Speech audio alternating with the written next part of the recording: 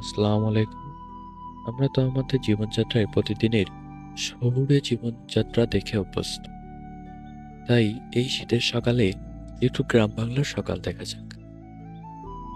সেই সঙ্গে পুরো ফাঁকা মাঠের মধ্যে পাকিস্তান আমলের সেই ৬০-এর দশকে স্থাপিত সেই মসজিদটি সম্পর্কেও একটু আমরা জানব।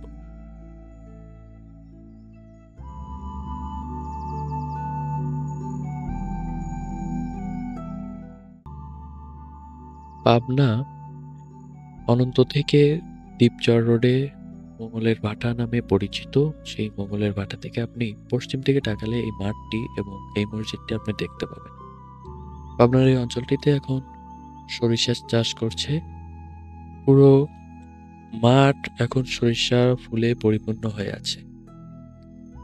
প্রকৃতি যে কত সুন্দর, আপনি প্রকৃতি উপভোগ করার মতো শুধু একটা আপনার মন চাই, তাই আপনি প্রকৃতি উপভোগ করতে পারবেন।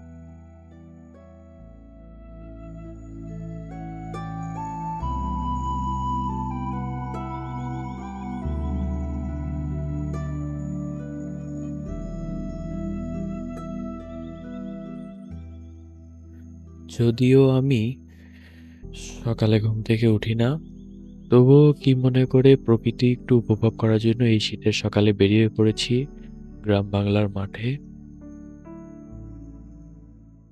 সকাল এবং পাখিদের কিচিরমিচির এবং ফুলের সরিষা ফুলের যে ঘ্রাণ, এটা আপনাকে প্রতিনিয়তই মনোমুগ্ধকর করে যাবে। শীতের সকালে উঠে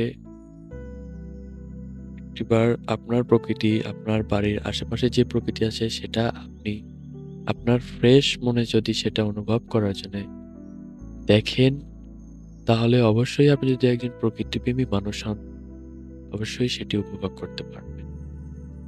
চলুন আমরাও এর সাথে প্রকৃতি এবং গ্রাম বাংলার এই সকাল, শীতের সকাল উপভোগ করি।